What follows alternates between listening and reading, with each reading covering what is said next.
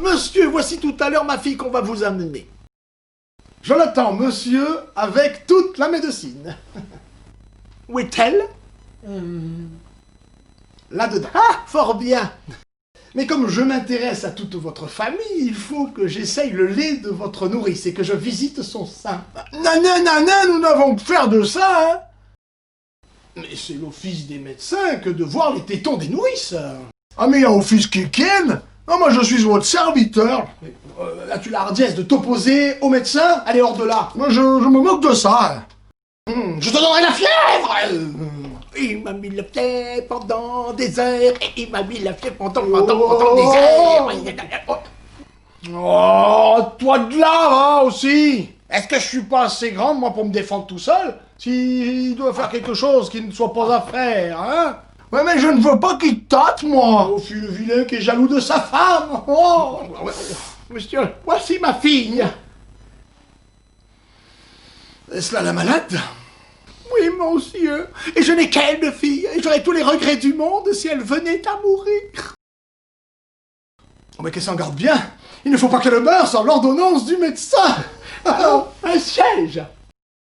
Oh, voilà une malade qui n'est point tant dégoûtante et je tiens qu'un homme bien sain s'en accommoderait assez. Oh, monsieur, vous l'avez fait rire. Tant mieux. Quand le médecin fait rire le malade, c'est le meilleur signe du monde. Eh bien, de quoi est-il question? Qu'avez-vous? Quel est le mal que vous sentez? Là,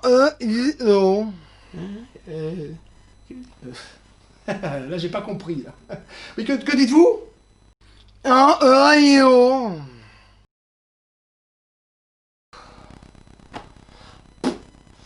Quoi? Moi,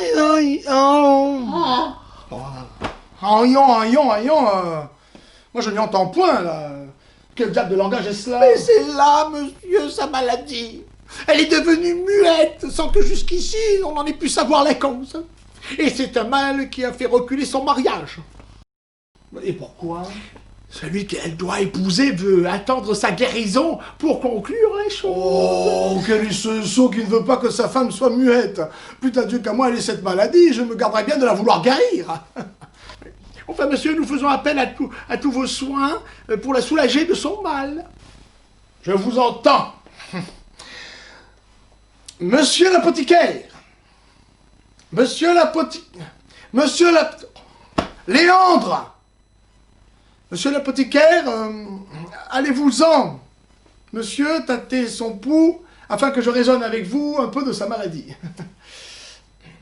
Alors, monsieur, là, c'est là, moi, vous me regardez là.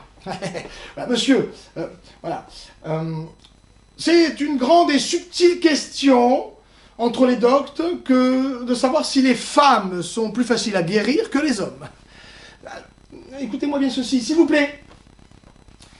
Les uns disent que non, les autres disent que oui, et moi, je dis que oui et non. S'il vous plaît, là.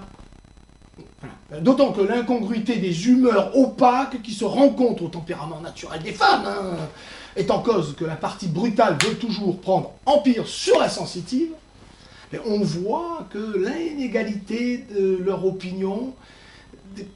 S'il vous plaît, monsieur, là, hé, t'es ici. Voilà. Voilà, dépend du mouvement oblique du cercle de la Lune. Et comme le Soleil qui darde ses rayons sur sa concavité de la Terre, trouve... Non, je ne suis pas capable de sentir de sentiments. Oh, voici ma fille qui parle. Oh, monsieur, oh, admirable médecin, oh, grande vertu du remède, oh, que vous suis obligé de cette merveilleuse guérison. Oh, monsieur, comment puis-je vous remercier pour un tel service? Voilà une maladie qui m'a donné bien de la peine. Oui, mon père, je vais retrouver la parole, mais je vais retrouver pour vous dire que je n'aurai jamais un autre époux que Léandre, et que c'est inutile de me donner Horace. Rien n'est capable d'ébranler mon sentiment que j'ai résolu de prendre. Vous me proposerez un vin de belles raisons. Tous vos discours ne serviront de rien.